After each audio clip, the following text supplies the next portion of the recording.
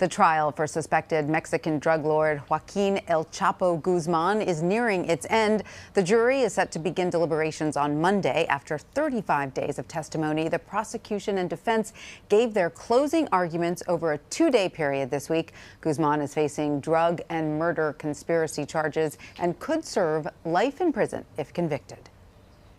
CBS News correspondent Jerika Duncan has been following the trial and joins us now. Hi, Jerika. Hello. So you were there in the courtroom on Thursday. Yes. What did you observe? Well, I can tell you right now, the defense did everything they could to try to create that reasonable doubt. We know that there were over 50 witnesses that testified against El Chapo, and the defense really focused on the credibility, or what he would call lack thereof, of drug dealers, people who used to work with him, and asked the jury, I want to read this comment from you. He said, "I beg of you, look into your hearts, and if you have that doubt, don't let it go." He ended with this line, "You don't have to give in to the myth of El Chapo. No, not guilty." So what he's trying to do is tell these jurors, you know, this is beyond a reasonable doubt. If you feel he's maybe guilty or you're not sure, his thing is you cannot convict this man of a crime. This is his life on the line. And he really played into that. He even said to the jurors, you guys are smarter than this. Do you really believe that all of these people are telling the truth about El Chapo?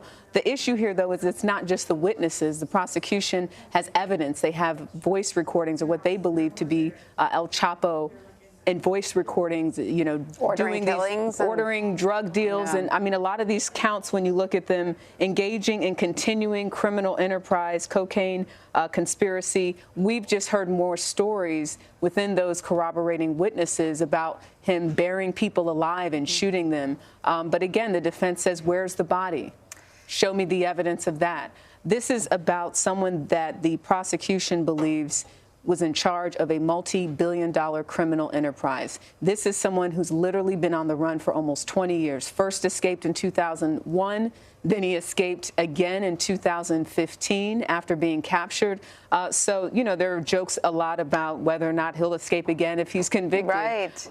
But he has been a primary target for the DEA, for government officials who see him as someone who is really in control and in charge of all this. But again, the defense bringing up another name, Mayo Zambada, saying that's the guy you should be looking at. There's no way El Chapo could have been responsible for all that the prosecution has laid out for you as jurors to decide that he was responsible for. And the prosecution did lay out quite a lot. This has been a 40-day trial. What is next for Guzman? Well, right now on Monday, the charging instructions will go to the jurors. They will then reconsider everything that they've heard from both sides, and they will be asked to make a decision.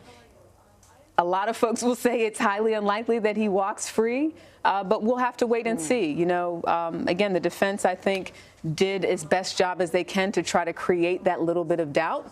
But you have 3 months worth of witnesses testifying and evidence and pictures and video. And we certainly got a colorful inside look into the inner workings of the Sinaloa cartel. Absolutely. I mean, if this doesn't make you want to check out Narco Mexico, I don't know what is. And the actor was there in the courtroom. Alejandro Etta actually showed up earlier this week, I should say, and said he just wanted to be there to actually see this man that he's been portraying, and said that I felt like I had to show him a sign of respect, and he waved and he nodded, and but he still feels, at the end of the day, he said, I feel that El Chapo is guilty.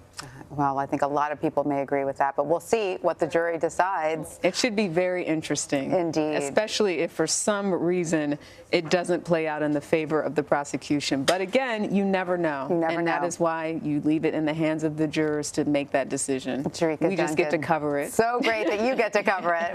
We're grateful for that. Thanks so much for seeing us. Absolutely.